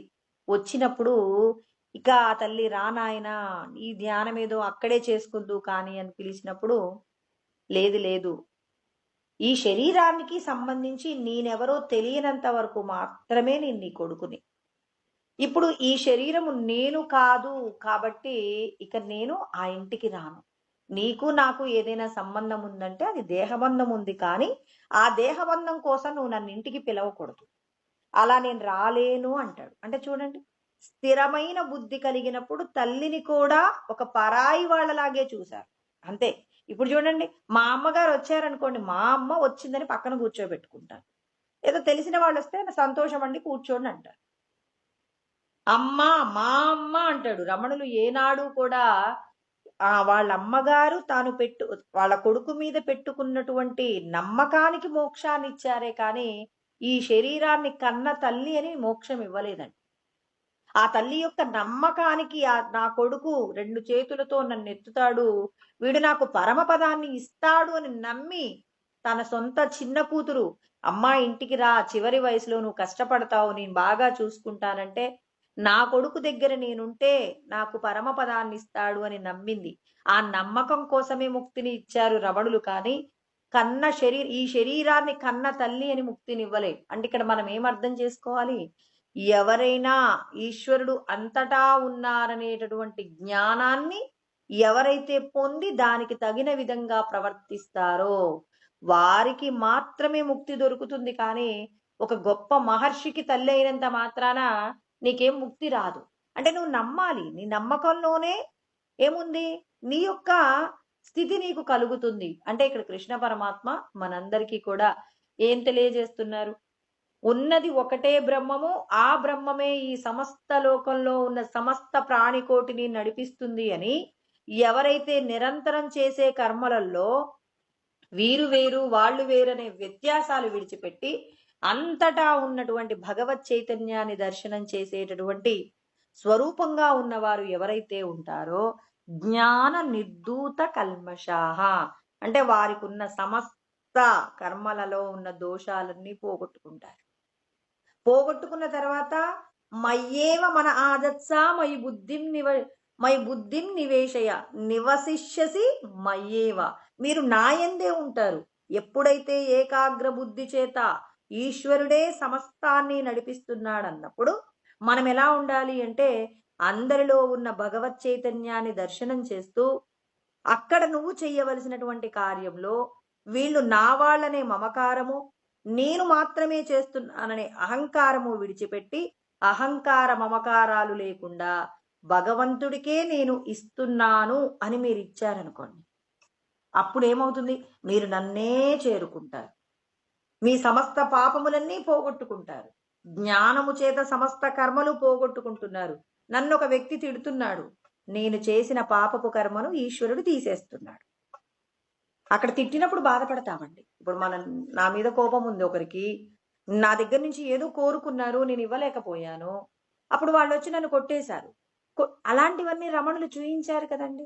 రమణుల ఇంటికి 2 వ్యక్తులు దొంగతనానికి వస్తే వాళ్ళు రమణుల దగ్గర ఏ వస్తువులు లేవని కొట్టేసినప్పుడు రమణులు ఏమన్నారు? శివుడే వచ్చాడు, నన్ను కొట్టాడు, నా పాపం తీసేశాడు. వాళ్ళెవరిని ఏమి అనకండి. వాళ్ళంటారు శివస్వరూపాలు. నా పాపాన్ని ఈశ్వరుడు ఈ రూపంలో, వీళ్ళ రూపంలో పోగొట్టాడు. వాళ్ళ యొక్క మనమేమంటాం? వాళ్ళు రమణుల దగ్గర నుంచి ఏదో ఒక వస్తువు తీసుకెళ్దామని వచ్చారు. వాళ్ళ కోరిక తీరలేదు, దుర్మార్గులు కొట్టేశారంటాం. కానీ రమణులు ఏమంటున్నారు? ఆ ఈశ్వరుడే నా పాపాన్ని తీసేశాడు అంటున్నారు. అంటే అంతటి స్థితికి వెళ్ళిన వాళ్ళు మాత్రమే ముక్తిని పొందుతారు తప్ప వేరొకరు పొందరండి. ఇక్కడ బాగా అర్థం చేసుకోవాలి. అంటే ఆ స్థితి మనకు కలగాలండి. ఆ స్థితి కలగకుండా నాకు మోక్షం వస్తుంది, నాకు ఈ జ్ఞానం ఉంది, నా బుద్ధిని భగవంతుడిలో ప్రవేశపెడుతున్నానంటే నన్ను చెంప మీద కొట్టిన వాడిలో కూడా భగవంతుడిలో చూడగలిగినంతగా నా యొక్క సాధన తీవ్ర స్థాయిలోకి వెళ్ళి నేను ఆ భగవత్ చైతన్యానికి కృతజ్ఞతలు, క్షమాపణలు చెప్పగలిగినంత హెచ్చు స్థాయిలోకి వెళ్ళినప్పుడు నాకు ఏమవుతుంది? భగవంతుడి యందు స్థానము లభిస్తుంది. ఆ స్థానము ఏమవుతుంది అంటే గత్యంత్య పునరావృత్తి, తిరిగి రానటువంటి ఆ పరమ పదానికి నేను వెళ్ళిపోతాను. దీంట్లో మీకే సందేహాలు లేవు అని కృష్ణ పరమాత్మ చెప్తారు. మరి ఇక మనకు ఆచరణ గురించి చెప్తున్నారు. ఈ శ్లోకం చెప్పగానే కృష్ణ పరమాత్మ వెంటనే ఆచరణ చెప్తున్నారు. అంటే ఇలా ప్రతి ఒక్కరూ ఇలా ఎవరైతే సాధన చేస్తారో, అంటే వీళ్ళు మంచివాళ్ళు, వీళ్ళు చెడ్డవాళ్ళనే వ్యత్యాసాలను పోగొట్టుకున్న వ్యక్తులు ఎలా ఉంటారో మరి వాళ్ళ గురించి చెప్పకపోతే మనం ఏమనుకుంటాం? నేను కూడా భగవంతుడి యందే నా మనసును పెట్టుకుంటానండి, నేను భగవంతుడి యందే నా మనసును లగ్నం చేస్తాను, ప్రతి విషయంలో భగవంతుడిని తప్ప వేరొక వ్యక్తిని చూడను అంటాం. అతని యొక్క ఆచరణ గురించి, అందుకే భగవద్గీత ఎప్పుడైనా వాచా వేదాంతం కాదండి, కేవలం మాటలలో చెప్పుకునేది కాదు, ఆచరణ సిద్ధాంతమే. ఆచరణలో ఉన్న వారికి మాత్రమే ముక్తి దొరుకుతుంది, కైవల్యం దొరుకుతుంది. కానీ నాకు ఇన్ని శాస్త్రాలు వచ్చు కదా, మరి ఇక నాకెందుకు ముక్తి అని అనుకుంటే, శాస్త్రాలు మాత్రమే వస్తే ముక్తి వస్తే ఇప్పుడు గురు స్వరూపాలుగా ఎందుకు ఉంటారండి? అందరికీ జ్ఞానబోధ చెప్పడానికి ఎందుకు సమయం వాడాలి? అవసరం లేదు. అంటే ఇక్కడ నువ్వు తెలుసుకున్నది ఆచరణలో నువ్వు జీవించినప్పుడు మాత్రమే నీకు పరమపదం దొరుకుతుంది తప్ప లేకపోతే దొరకదు. అందుకే పరమాత్మ ఏమంటున్నారు? చెప్తున్నారు, విద్యా వినయ సంపన్నే బ్రాహ్మణే గవిహస్తిని శునిచైవ శ్వపాకేచ పండిత సమదర్శిన. కృష్ణ పరమాత్మ ఎంత బాగా చెప్తారో. ఎలా చెప్తారంటే, మనం ఎప్పుడు మాట్లాడుకుంటాం 84 లక్షల రకాల ఉపాధులు ఈ లోకంలో ఉన్నాయి అంటారు. ఇప్పుడు మనం ఏం చేస్తామండి? ఇప్పుడు నన్ను మా కులం వ్యక్తి కాకుండా వేరొక కులం వ్యక్తి వచ్చి నన్ను దుర్భాషలాడి వెళ్ళిపోయాడు అంటే, ఇప్పుడు నేను మనిషిని కాబట్టి నేనేమనుకుంటానంటే పలానా వ్యక్తి నన్ను ఇబ్బంది పెట్టాడు, ఈ రోజు నుంచి నాకు అతడు శత్రువు అని నేను అనుకుంటాను. అంటే ఇప్పుడు మనుష్యుల మధ్యలో మనం వ్యత్యాసాలు చూస్తూ ఆ వ్యత్యాసాలతోనే జీవిస్తున్నాం. పలానా వాడు నాకు శత్రువు, పలానా వాడు ఎవరో నాకు సహాయం చేశారు, ఆ వ్యక్తిని నా యొక్క స్నేహితుడిగా, అంటే శత్రువు స్నేహితుడు అనేటటువంటి మమకారాలతో రాగద్వేషాలతో జీవిస్తున్నాం. మరి భగవంతుడు అంటున్నారు, మీరు నాయందు బుద్ధిని మనస్సును లగ్నం చేసి నేను మాత్రమే సర్వమునకు ఏకఛత్రాధిపత్యము వహించిన వాడను అని నన్ను స్మరణ చేస్తూ మీరు నిజంగా ఉంటే మీరెలా ఉంటారు? ఎలా ఉంటారో ఇక్కడ పరమాత్మ చెప్తున్నారు. మీకు ఆచరణ చెప్తాడండి కృష్ణ పరమాత్మ. భగవద్గీతలో ఆచరణ చెప్పకుండా ఉండరు. ఇప్పుడు చెప్తున్నారు, విద్యా వినయ సంపన్నే. విద్య ఉండి అంటే గొప్పదైన విద్య. ఏ విద్య? ఎవరో డిగ్రీలు చేసినటువంటి వ్యక్తి కాదండి. ఎలాంటి విద్య నేర్చుకున్నటువంటి వ్యక్తి అతను అంటే గొప్పదైన అరుదైన ఆధ్యాత్మికమైన విద్య, బ్రహ్మ విద్య నేర్చుకున్నటువంటి వ్యక్తి ఎవరైతే ఉంటారో అతనికి ఏముంటుంది? వినయం కూడా ఉంటుంది. అంటే సాక్షాత్తు రమణుల యొక్క స్వరూపాన్ని మాట్లాడారన్నమాట. అంటే విద్యా వినయ సంపన్నే. విద్యా వినయము కలిగినటువంటి సంపన్నుడైనటువంటి పండితోత్తముడు ఎవరైతే ఉంటారో ఆ వ్యక్తిని మీరు ఎలా చూస్తారో, ఇప్పుడు రమణ మహర్షిని మనం ఎలా చూస్తామో అదే విధంగా బ్రాహ్మణుడు చూడండి, విద్యా వినయ సంపన్నే అంటే ఇక్కడ తేల్చేశాడు, పక్కన పెట్టేశాడు. చూడండి, బ్రాహ్మణుడు వేరన్నాడు, తర్వాత ఇంకొక వ్యక్తి ఎవరన్నారు? బ్రహ్మముతో రమిస్తున్నటువంటి వాళ్ళు ప్రాజ్ఞులు అంటారు వీళ్ళని. ఈ ప్రాజ్ఞులే రమణుల లాంటి వాళ్ళు అన్నమాట. మరి ఈ రమణులు, రామకృష్ణ పరమహంస, ప్రకాశానందగిరి స్వాముల వారు ఇలాంటి వీళ్ళందరూ ఒక కోవకు చెందిన వాళ్ళు. వీళ్ళను మీరు ఎలా చూస్తారో బ్రాహ్మణులు శాస్త్రమును అధ్యయనం చేసిన వాళ్లకు కూడా అదే స్థానం ఇవ్వాలి మీరు. తర్వాత ఇంకా గవి హస్తిని అంటే గవి అంటే ఏంటి? గోవండి. హస్తిని అంటే ఏనుగు. శునిచైవ అంటే కుక్క. శ్వపాకేచ కుక్క మాంసాన్ని వండుకు తినేటటువంటి వారు. వాళ్ళందరినీ కూడా ఎలా చూడాలి అనంట? సమదర్శిన అంటే అందరినీ కూడా ఎలా చూడాలి మనం? సమంగా చూడాలట. అంటే ఇప్పుడు రమణులకు నువ్వు ఏ విధమైనటువంటి స్థానాన్ని ఇస్తావో నీ హృదయంలో, బయట ప్రవర్తనలో తర్వాత అండి, ముందు నీ హృదయంలో ఆ వ్యక్తిని నువ్వు రమణుల లాంటి వ్యక్తిని నువ్వు ఎలా చూస్తావో, ఆ తర్వాత ఒక పండితుడు శాస్త్రజ్ఞానం కలిగినటువంటి బ్రాహ్మణుణ్ణి నువ్వు ఎలా చూస్తావో, అదే విధంగా కుక్క మాంసాన్ని తినేటటువంటి వ్యక్తిని కూడా ఈ ముగ్గురిలో కనపడుతున్నటువంటి ఈ వ్యత్యాసాలతో ఒక మనిషిని గౌరవించటం కాకుండా లోపట ఉన్నటువంటి పరతత్వాన్ని ఎవరైతే దర్శనం చేయగలుగుతారో ఆ పరతత్వాన్ని దర్శనం చేసేటటువంటి స్వరూపాలను గౌరవించాలి. అంటే భగవంతుడి పట్ల మనం ఎలా ఉండాలి? సమదర్శిన అంటే వీళ్ళ ముగ్గురులో ఎవరున్నారు? భగవంతుడే ఉన్నారు. ఒక కుక్క మాంసం వండుకు తినే వ్యక్తిని చూడగానే మనకేమనిపిస్తుంది? అసహ్యం అనిపిస్తుంది. అబ్బా వీడెందుకురా భూమి మీద ఉన్నాడు అంటాం. కానీ భగవంతుడు ఉన్నాడు కదా. రామకృష్ణ పరమహంస అంటారు మూర్ఖ నారాయణుడు అంటారు. అంటే నారాయణుడు ఉన్నాడు కానీ మూర్ఖంగా ఉన్నాడు, జ్ఞానం తెలుసుకోని స్థితిలో ఉన్నాడు. దీనికి సంబంధించి ఒక చిన్న ఉపమానం అండి. ఒక బ్రాహ్మణుడు ఒక బ్రాహ్మణుడిని పిశాచం పట్టుకుందటండి. అంటే మద్యాన్ని మాంసాన్ని తినేటటువంటి ఒక రాక్షసి ఇతన్ని పట్టుకుందట. క్షుద్ర దయ్యము అంటారండి. ఆ దయ్యం పట్టుకున్నప్పుడు ఇప్పుడు ఆయన బ్రాహ్మణుడు ఏం చేస్తున్నారు? భార్యని మాంసం తీసుకురా, కళ్ళు తీసుకురా అని చెప్పేసి ఆమెని అడుగుతూ ఉంటే పాపం ఆమె ఏం చేస్తుందండి? భర్త అలా అడుగుతుండేసరికి పక్కన ఎవరినో ఆశ్రయించి ఆ భర్తకు కావలసినటువంటి ఆ మాంసము, తర్వాత ఆ కళ్ళుకు సంబంధించిన పాత్రలు అన్ని తెప్పించి ఆయనకి ఇస్తే ఆయన అంతా తాగిన తర్వాత ఇతడికి ఏదో దయ్యం పట్టినట్టుంది, ఎప్పుడూ కూడా పరమ శౌచంతో ఉండేవాడు, అసలు కనీసం మాంసం యొక్క వాసనను కాదు మాంసం తిన్నవాళ్ళనే దూరంగా చూసేటటువంటి ఆ తత్వం కలిగిన వ్యక్తి ఏంటి వాళ్ళు ఇలా ఉన్నాడు, ఇతనికి ఏదో దయ్యం పట్టినట్టుందని దగ్గరలో ఉన్న ఒక మాంత్రికుడిని పిలిపించి అతనికి ఆ క్షుద్ర పూజ చేపిస్తే అతనిలో ఉన్న దయ్యం బయటికి వెళ్ళిపోయిన తర్వాత ఇప్పుడు ఆయన అంటున్నాడు, ఏంటి మన ఇంటి నిండా ఇలా ఉంది అని చెప్పేసి. అప్పటి వరకు మాంసాన్ని తిన్నాడు, తర్వాత ఆ మందు తాగాడు, ఆయన తిన్నటువంటివేనండి ఆ మిగిలిపోయినటువంటి మాంసానికి సంబంధించినటువంటి ఆ ఏవైతే ఎముకలు ఉన్నాయో ఎముకలు, ఆ కళ్ళుకు సంబంధించిన పాత్రలు అన్నీ ఆయన తిన్నవే. ఎప్పుడైతే ఆయన్ని దయ్యం వదిలిపెట్టిందో ఇప్పుడు ఆ ఇంట్లోకి అవన్నీ ఎందుకు వచ్చాయని తిరిగి భార్యని తన భాషలో తాను తిడుతున్నాడు. చూడండి, తెలియని స్థితిలో అన్నీ తానే తిన్నాడు, తెలిసిన స్థితిలో ఆయన ఏం చేశాడు? వీటిని పరమ అపవిత్రమైన వస్తువులుగా చూసి మరి ఆ వస్తువులు పక్కకు పెడు. అంటే తానెవరో తనకు తెలియనప్పుడు మూర్ఖంగా ప్రవర్తించి కుక్క మాంసాన్ని కూడా తింటాడు. ఎప్పుడైతే తనలో ఉన్న పరతత్వాన్ని తెలుసుకోగలిగినటువంటి కర్మలను తాను చేసేటటువంటి పనిలోనే ఇతరులకు మేలు చేయడంలో తనకున్నటువంటి ఏదైతే మంచి గుణం ఉంటుందో ఆ మంచి గుణం కలిగిన తరువాత తన మూర్ఖత్వాన్ని విడిచిపెడతాడు. అంటే ఒక వ్యక్తి దుర్మార్గంగా ప్రవర్తిస్తున్నంత మాత్రాన అందులో నారాయణుడు లేడని అనుకోకండి. ఒక వ్యక్తిని మీరు దూషణ చేస్తున్నారంటే ఆ వ్యక్తి అలా ప్రవర్తించడానికి కావలసిన శక్తి ఎవరి ద్వారా అందుతుంది? లోపట ఉన్న పరమాత్మ దగ్గర నుంచి అందుతుంది.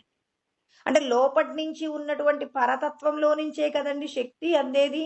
అంటే ఇక్కడ నామరూపాలలో ఉన్నటువంటి త్రిగుణాల మాయతో నడిచేటటువంటి విషయాలన్నింటి మీద కూడా మీ యొక్క అవగాహనను పక్కకు పెట్టి వీడు మంచివాడు వీడు చెడ్డవాడు అని పక్కకు పెట్టి ఏం చేయాలి?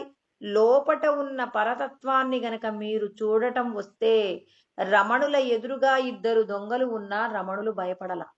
మనమేమంటాం? ఈ దొంగ నన్ను చంపేస్తాడేమోనని భయపడతాం. మరి రమణులకు ఎందుకు భయం కలగలేదు, మనకెందుకు భయం కలుగుతుంది? లోపటున్న పరతత్వం నన్నేం చెయ్యాలని సంకల్పం చేస్తే అదే చేస్తుంది తప్ప అంతకు మించి ఏదీ చెయ్యదు. ఆ పరతత్వం ఏం చేస్తుంది? నన్ను ఉద్ధరించే ప్రయత్నం చేస్తుంది, నా పాపం పోగొట్టే ప్రయత్నం చేస్తుందే తప్ప నాకు మేలే చేస్తుంది తప్ప నాకు కీడు చెయ్యదు.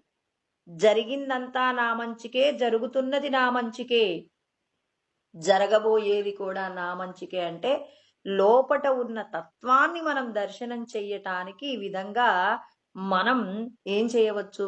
లోపటున్న తత్వాన్ని చూడండి అంటున్నా. అంటే అందరిలో ఉన్నటువంటి భగవత్ తత్వాన్ని చూడండి. ఈ విషయాన్ని విన్నటువంటి ఒక వ్యక్తి, ఆహా అందరిలో భగవంతుడే ఉన్నాడా అని చెప్పేసి తెలుసుకున్న వ్యక్తి ఎదురుగా ఒక ఏనుగు, పొగరుబోతు ఏనుగు పరిగెత్తుకుంటూ వస్తుంది. పరిగెత్తుకుంటూ వచ్చేటటువంటి ఆ ఏనుగుని చూసి గురువుగారు ఇప్పుడే చెప్పారు, అందరిలో లోపటున్న తత్వాన్ని చూడమన్నారు, నేను లోపటున్న తత్వాన్ని చూస్తాను అన్నాడు. అంటే లోపటున్న తత్వాన్ని చూస్తాను అని ఎదురుగా నిలబడ్డాడు. ఆ ఏనుగు వచ్చింది, ఆ తొండం తీసుకొని ఒక్కసారి వాడిని అటుగా విసిరేసి వెళ్ళిపోయి గురువుగారి దగ్గరికి వచ్చాడు. గురువుగారు అందరిలో దేవుడు ఉన్నారని చెప్పారండి మీరు, నేను ఎదురుగా వచ్చేటటువంటి ఏనుగుకి ఎదురుగా నిలబడ్డానంటే ఆ ఏనుగు పక్కన ఉన్నటువంటి ఒక వ్యక్తి జరుగు పక్కకు జరుగు పక్కకు జరుగు అనేటటువంటి ఆ వ్యక్తిని నువ్వెందుకు చూడలేకపోయావు? అంటే ఇక్కడ నీకు ఏంటి, అందరిలో భగవంతుణ్ణి చూడమంటే భగవంతుడు చెప్పే మాట నీకు అర్థం కావాలి కదా. ఆ అక్కడ ఉన్నటువంటి ఏనుగు వస్తున్న పరిస్థితి, ఆ ఏనుగు వెనకాల ఉన్నటువంటి వ్యక్తి మాట్లాడుతున్న మాటలు, అంటే నీ యొక్క దృష్టి ఏం చేశావు? నువ్వు లోపటున్న తత్వాన్ని చూస్తున్నానని అనుకుంటున్నావు, కానీ మరి భగవతత్వాన్ని పూర్ణంగా అర్థం చేసుకోవడంలో విఫలమై, అంతటా భగవంతుడు ఉన్నారన్నప్పుడు నువ్వు ఎలా జీవించవలసి ఉంటుంది అని అంటే, లోపట ఉన్నటువంటి పరతత్వాన్ని నువ్వు గమనిస్తూ ఉన్నప్పుడు ఈ బయట ఉన్నటువంటి స్వరూపం యొక్క మరి బలహీనతలు బలం కూడా నీకు తెలియాలి కదా. వచ్చేది ఏనుగు, దానికి విచక్షణ ఉంటుందా? దానికి బుద్ధి చైతన్యం ఉంటుందా? ఇది మంచి ఇది చెడు, వీడిని నేను తన్నకూడదు,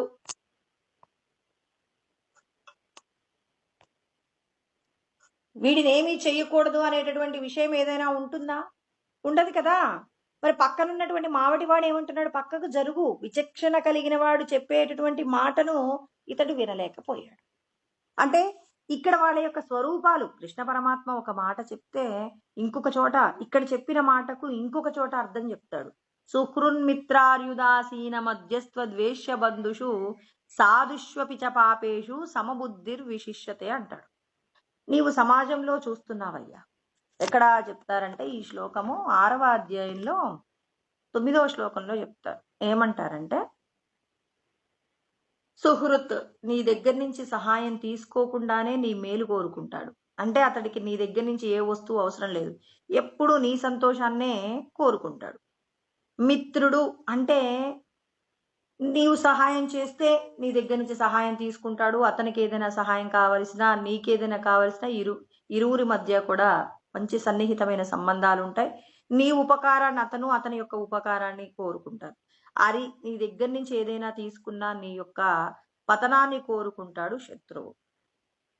ఉదాసీన ఇంకొక వ్యక్తి నీకు మంచి జరిగినా అలా చూస్తాడు, చెడు జరిగినా అలా చూస్తాడు, కానీ నీ విషయంలో అతను ఏం పట్టించుకోడు. నీకు ప్రమాదం జరిగింది చూస్తుంటాడు, నీవు సంతోషంగా ఉన్నావు చూస్తున్నావు, అతడు ఏమీ పట్టించుకోడు. అంటే సుహృన్మిత్రార్యుదాసీన మధ్యస్థ ద్వేష్య బద్ధుడు. ఒకడు నీకు స్నేహంగా ఉంటాడు, ఒకడు నీకు శత్రువుగా కూడా ఉంటాడు. అంటే ఇప్పుడు వీళ్ళందరినీ కూడా నువ్వు ఒక వ్యక్తిని చూడగానే వీడు మంచివాడు, వీడు చెడ్డవాడు అనేటటువంటి విచక్షణ కూడా నీకు ఉండాలి.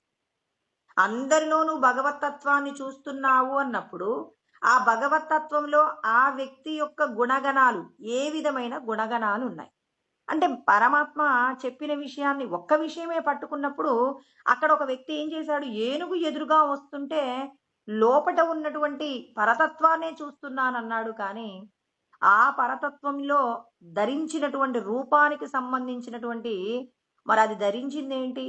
జంతువు యొక్క స్వరూపాన్ని పొంది ఉంది. ఆ జంతు స్వరూపంలో తనకున్నటువంటి తమో గుణము, రజోగుణమైనటువంటి సంబంధము చేత అదేం చేస్తుంది? తానేం చేస్తుందో తనకు తెలియనటువంటి అంటే ఇది మంచి ఇది చెడు అని తెలియనటువంటి విచక్షణ లేనటువంటి ప్రాణి. ఆ ప్రాణి యొక్క లక్షణాలు ఏంటో తెలుసుకోకుండా అందరిలో దేవుణ్ణి చూస్తానంటే, ఏదైనా ఒక ప్రాణికి కష్టం వస్తే ఆ కష్టాన్ని తీరడంలో ఇది నాకు తెలుసు, వీళ్ళు నాకు తెలిసిన వాళ్ళు, వీళ్ళు నాకు తెలియని వాళ్ళు, ఈ వస్తువు మంచిది అంటే ఈ ప్రాణి మంచిది, ఈ ప్రాణి చెడ్డది అని చెప్పేసి అనటానికి వీల్లేదు. అంతటా ఉన్న భగవతత్వాన్ని మనం దర్శనం చేయగలిగినటువంటి స్థితిలోకి రావాలి.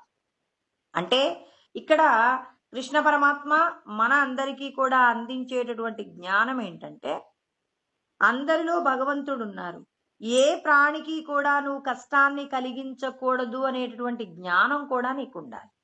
వీడు మంచివాడు, వీడు చెడ్డవాడు. ఇప్పుడు ఒక వ్యక్తి ఉన్నాడండి, మీరు ఏడిస్తే చూడాలనుకునే వ్యక్తి ఉంటాడు. ఆ వ్యక్తికి మీ ఇంట్లో ఉన్న కష్టాలు, మీ ఇంట్లో ఉన్న మంచి చెడులు అన్నీ చెప్తే అతడు నీకు చెడు చేయడానికి ప్రయత్నం చేస్తాడు. ఇప్పుడు పలానా వ్యక్తి చెడ్డవాడు అనేటటువంటి అంటే చెడు లక్షణాలు కలిగిన వాడు అన్నప్పుడు దుష్టుడికి దూరంగా ఉండండి అని కూడా జ్ఞానం బోధిస్తారు కృష్ణ పరమాత్మ. అంటే ఇప్పుడు నీకు ఒక జ్ఞానం కలుగుతుంది అంటే ఆ జ్ఞానానికి సంబంధించి నువ్వు ఇంకొన్ని విషయాలను కూడా అధ్యయనం చెయ్యాలి. భగవద్గీతలో చెప్పబడిన ఒక్క విషయాన్ని పట్టుకొని పూర్తిగా ముక్తిని పొందవచ్చా అంటే పొందవచ్చు. దాని యొక్క లోపట ఉన్నటువంటి లోతులు కూడా చెప్పగలిగిన గురుస్వరూపము నీకు అందుబాటులో ఉంటే నువ్వు దిద్దబడతావు. అలా కాకుండా నీకు నీకు కేవలం భగవద్గీతలో చెప్పబడిన శ్లోకాలలో ఒక్క శ్లోకం పట్టుకొనే నేను ముక్తిని పొందుతానంటే ఆ ఒక్క శ్లోకంలో ఉన్న విషయాల యొక్క లోతు కూడా నీకు తెలిసినప్పుడే నువ్వు ఉద్ధరించబడతావు. లోతు తెలియనప్పుడు కష్టపడతావు. కృష్ణ పరమాత్మ చెప్పిన 18 అధ్యాయాల్లో చెప్పబడిన 700 శ్లోకాలు విచారణ చేసినటువంటి ఆ వాళ్ళు చెప్పేటటువంటి జ్ఞానం లేదా నువ్వే అధ్యయనం చెయ్యి. ఒక్కొక్క విషయాన్ని నువ్వు అధ్యయనం చేస్తున్నప్పుడు దాన్ని వివరించగలిగిన గురుస్వరూపాల యొక్క సహాయంతో నువ్వేం చేయాలి, వాటిని అర్థం చేసుకొని ఆచరణలో పెట్టుకోవాలి. అంటే ఇక్కడ ఏమంటున్నాడు పరమాత్మ, సాధుష్వపి చ పాపేషు సమబుద్ధిర్విశిష్యతే. అందరి యందు సమత్వ బుద్ధి. భగవంతుడు చూడండి వ్యత్యాసాల గురించి మాట్లాడుతున్నారు, అందరినీ సమానంగా చూడమంటున్నారు. పలానా వాడు శత్రువు, పలానా వాడు స్నేహితుడు, పలానా వాడు మన మంచి కోరడు, మన చెడు కోరడు. పలానా వ్యక్తికి మన యొక్క పతనం చూసేటటువంటి అలవాటు ఉంది, ఒక వ్యక్తి మనం సంతోషంగా ఉంటే చూడటం ఇష్టము, వీడు సత్పురుషుడు, వీడు దుష్ట గుణాలు కలిగిన వాడు. ఇలా నీకొక క్లారిటీ కూడా ఉంది. ఇప్పుడు తల్లిదండ్రులకి ఒక 4 పిల్లలు ఉన్నారనుకోండి, ఆ పిల్లలలో ఎవరికి ఏది ఇష్టమో తల్లిదండ్రులు గమనిస్తారు. గమనించి వాళ్ళకి ఇష్టమైనవి వాళ్ళకి ఇచ్చే ప్రయత్నం చేస్తారు. ఒక పిల్లవాడికి ఉప్మా అంటే ఇష్టం, వాడికి ఉప్మా పెట్టే ప్రయత్నం చేస్తుంది తల్లి. అందరికీ ఒకే పదార్థం పెట్టినా ఆ 4 పిల్లల్ని గుర్తు పెట్టుకుంటుంది. ఒకరోజు పెద్దవాడికి ఉప్మా అంటే ఇష్టమని అందరికీ ఉప్మా పెడుతుంది, ఒకటి సంతోషాన్ని చూస్తుంది ఆ తల్లి. రెండవ రోజు ఇడ్లీ పెడుతుంది, రెండో పిల్లవాడికి ఇష్టమని అందరికీ అదే పెడుతుంది. అంటే అందరి ఇష్టాలను కూడా అమ్మ ఏం చేస్తుంది, అందరికీ అన్ని రోజులలో పెడుతుంది. ఒకరికి ఇష్టమైన పదార్థం ఒక రోజు, ఇలా 4 ఇష్టమైన పదార్థాలు 4 రోజులు. అంటే ఇప్పుడు 4 పిల్లల పట్ల తల్లికి ఎలాంటి అభిప్రాయం ఉంటుంది, ఒకే అభిప్రాయం. ఆ 4 పిల్లలకు కూడా తల్లి మీద ఎలాంటి అభిమానం ఉంటుంది, మా అమ్మ నాకేం కావాలో పెడుతుంది. ఒక్కరోజే పెట్టింది, 4 పిల్లలకి ఒక్కొక్క రోజే పెట్టింది. కానీ ఏ పిల్లవాడికైనా అమ్మ ప్రత్యేకం కాకుండా పోతుందా, అందరికీ ప్రత్యేకమే. ఇక్కడ భగవంతుడు కూడా మనకు అదే చెప్తున్నారు. మీరు సమాజంలో ఉంటున్నప్పుడు ఒక్కొక్కరు కొన్ని కర్మలు తెచ్చుకున్నారు. పూర్వజన్మల్లో ఒక వ్యక్తి దుర్మార్గమైనటువంటి పాపపు కర్మలు చేసి మీ పక్కింట్లో ఉంటాడు. ఒక వ్యక్తి పూర్వజన్మలలో ఎన్నో పుణ్యకార్యాలను చేసిన వ్యక్తి నీ పక్కింట్లో ఉంటాడు. చూడండి, దుర్మార్గుడు ఉన్నాడు, మంచివాడు ఉన్నాడు. దుర్మార్గుడితో జాగ్రత్తగా ఉండు, మంచివాడితో కూడా జాగ్రత్తగా ఉండు. ఇద్దరి పట్ల కూడా, ఇద్దరిలో కూడా నువ్వేం కోరాలి, భగవతత్వాన్ని చూస్తూ దుర్మార్గుడు అటుగా వెళ్తున్నాడు, నీవు అతని ముందు జాగ్రత్తగా ఉండే ప్రయత్నం చేయి. సన్మార్గంలో ఉన్నటువంటి వ్యక్తి వెళ్తున్నాడు, అతన్ని చూసి వినయంగా నువ్వు ఒక మంచి నమస్కారం చేయి. ఆ నమస్కారం నీకేం చేస్తుంది, అతని యొక్క ఆశీర్వాదం చేత నిన్ను రక్షిస్తుంది. ఇప్పుడు దుర్మార్గుడైన వాడు పోతున్నాడు, వాడు వెళ్తున్నప్పుడు నువ్వు వినయంగా అక్కడ నిలబడు. ఇప్పుడు నన్ను చూసి అతడు రెస్పెక్ట్ ఇస్తున్నాడని వాడు కూడా సంతోషంగా వెళ్తాడు. చూడండి, వీడు దుర్మార్గుడు అని చెప్పేసి అక్కడ మీటింగ్ పెట్టేసి పలానా వాడు దుర్మార్గుడు అని నలుగురికి చెప్తున్నారనుకోండి, వాడికి నువ్వు శత్రువు అవుతావు. ఇప్పుడు అది అది మంచి పద్ధత? భగవంతుడు ఏమంటున్నారు, నువ్వు జాగ్రత్తగా ఉండే ప్రయత్నం చెయ్యి, అంతేకాని నాకు వీడు మంచివాడు కాదని తెలిసిందండి ఇంకో నలుగురికి వీడి చెడ్డతనం అంతా చెప్తానంటే నీకు అనవసరం. ఇదే చెప్తున్నారు పరమాత్మ. ఏమంటున్నారు, సమబుద్ధి విశిష్యతే అంటే ఒక వ్యక్తి చెడ్డవాడు అయినా అతడితో జాగ్రత్తగా ఉంటూ లోపట ఉన్న పరతత్వానికి నువ్వు నమస్కారం. నువ్వు చేసే నమస్కారంలో కూడా చూడు, అక్కడ నువ్వు వినయంగా ఉన్నావు, దుర్మార్గుడే పోతున్నాడు, నమస్కారం అండి అన్నారు. వాడు చూడు సంతోషపడతాడు, అబ్బా నేను ఇన్ని పాపాలు చేస్తున్నా వీడికి కూడా నేను నమస్కారం చేయించుకునేంత గొప్ప, నేను చేసే పనులంటే వీడికి భయం కాబోలు అనుకుంటాడు. నువ్వెవరికి పెట్టొచ్చు ఈ నమస్కారం? లోపటున్న ఆయనకు పెట్టి, ఈయన ముందు మాత్రం నిన్ను కాపాడుకునే ప్రయత్నం చేసావు. అంటే లౌక్యంతో, అందుకే యోగ కర్మసు కౌశలం అంటాడు. అంటే నువ్వు చేసేటటువంటి కర్మలో ఏముండాలి? లౌక్యం ఉండాలి, వివేకం ఉండాలి. వివేకం లేకుండా అంతటా భగవంతుడు ఉన్నాడంటే, ఎదురుగా వస్తున్న ఏనుగుని చూసి లోపల పరతత్వం నన్నేం చేస్తుందనుకుంటే ఆ ఏనుగు తొండంతో తీసి విసిరేసినట్టు మనకి కూడా సమాజంలో కష్టాలు వస్తాయి. అంటే ఇక్కడ భగవంతుడు తన యందు బుద్ధిని ప్రవేశపెట్టినటువంటి వారు, తననే స్మరణ చేస్తున్న వారు ఎలా ఉంటారు అంటే, అందరిలో ఉన్న భగవతత్వాన్ని చూస్తూ ఎవరికి హాని కలిగించకుండా ఎవరైతే చక్కగా జీవిస్తుంటారో, అంటే ఏ ప్రాణికి కష్టం కలిగించకుండా, అంటే తన యొక్క మనుగడ ఎవరికి ఇబ్బంది కలిగించకుండా ప్రవర్తించే తీరు కోరుకుంటుంది పరమాత్మ తత్వం. అంటే ఇప్పుడు మా ఇంట్లో ఒక పెద్ద ఆడియో ఉందండి. అంటే ఏదో ఒక పెద్ద టీవీ కొనుక్కున్నామండి. పెద్ద సౌండ్ వస్తుంది, చాలా బాగుందని చెప్పి కొనుక్కున్నాం. ఇప్పుడు నా సంతోషానికి నేను పెద్ద సౌండ్ పెట్టాననుకోండి, ఇప్పుడు పిల్లలందరూ చదువుకుంటున్నారు బజార్లో, ఎవరి ఇళ్లలో వాళ్ళు చదువుకుంటున్నారు. నాకు ఇష్టము అని చెప్పేసి నేను పాటలు పెట్టుకున్నాను అనుకోండి, అది నా ఒక్కరి ఇష్టం నలుగురికి ఆనందం అవుతుందని గ్యారంటీగా చెప్పగలమా? అంటే నీకు నిజంగా పరతత్వం తెలిస్తే నీకున్న వస్తువుతో నువ్వు సంతోషంగా జీవించు. నా లోపట ఉన్న భగవంతుడు సంతోషించేది ఎప్పుడు? చుట్టూ ఉన్న వారికి హాని కలిగించనప్పుడు నా లోపటున్న పరతత్వం సంతోషపడుతుంది. ఏ ఒక్కరు బాధపడినా లోపటున్న భగవతత్వం బాధపడుతుందన్నప్పుడు ఏం చేస్తాం మనం? ఆ లోపటున్న పరతత్వం నిన్ను బాధ పెడుతుంది. అందుకే ఆయన కేవలం మనుషులతో వదిలిపెట్టలేదు. చాలా సిద్ధాంతాలు, చాలా మతాలు నేను విన్నది ఏంటి అంటే, ఒక్క మనుషులలో మాత్రమే భగవంతుడున్నాడు, ఇంకా వేరే ప్రాణులలో భగవంతుడు లేడు కాబట్టి మాంసాహారాన్ని తినవచ్చు అని వాళ్ళు చేసేటటువంటి ప్రార్థనలకు సంబంధించిన విషయాలలో మాంసాహారాన్ని అంగీకరిస్తూ ఉంటారు. ఇక్కడ అలాంటి అభిప్రాయం ఉన్న వాళ్ళందరికీ భగవంతుడు అసలు చాలా చోట్ల చెప్తాడు, అలా కాదు. ఏమంటాడు?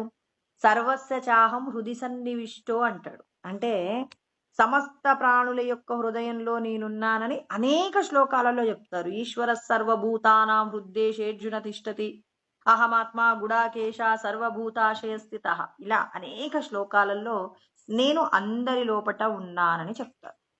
ఇక్కడ ఒక ప్రాణిని శిక్షించడం నా హక్కు అని ఎవరైనా కొంచెం మంది మాట్లాడుతుంటారు. ఈ ప్రాణి ఈ భూమి మీద జీవించకూడదు అని అంటుంటారు. ఈ ఈ జాతిని నేను లేకుండా చేస్తానంటారు.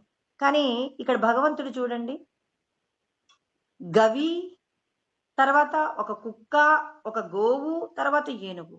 గోవును గురించి మాట్లాడినప్పుడు ఉత్తమ తరగతి అండి, ఏనుగు గురించి మాట్లాడినప్పుడు మధ్యమ తరగతి, శునకం గురించి మాట్లాడినప్పుడు అధమ.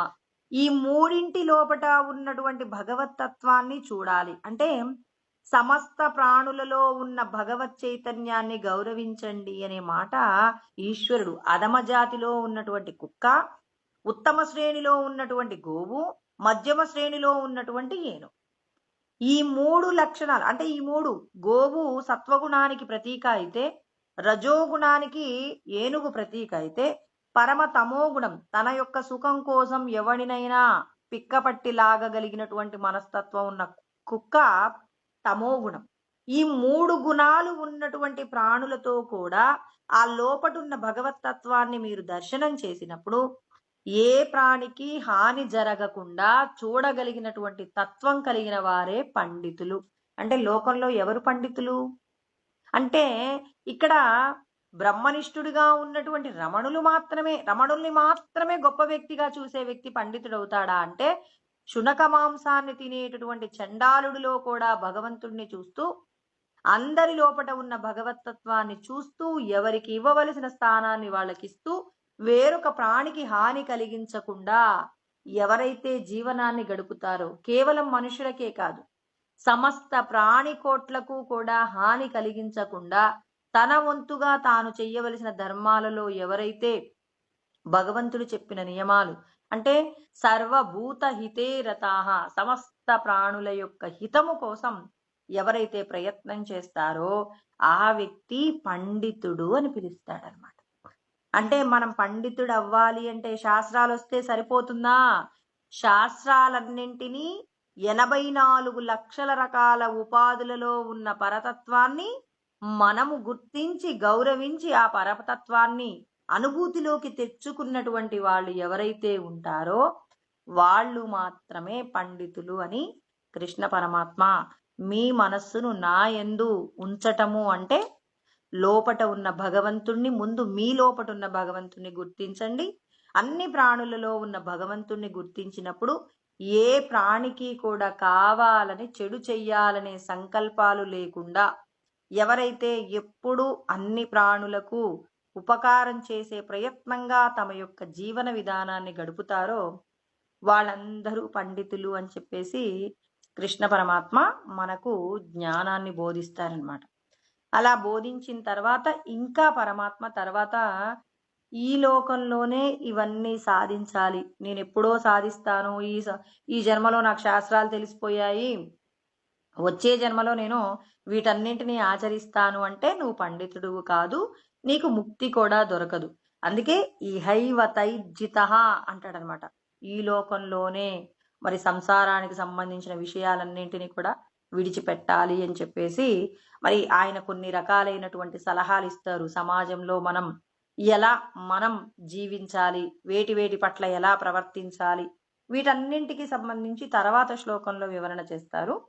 అది మళ్ళీ మనం రేపు తెలుసుకుందామండి.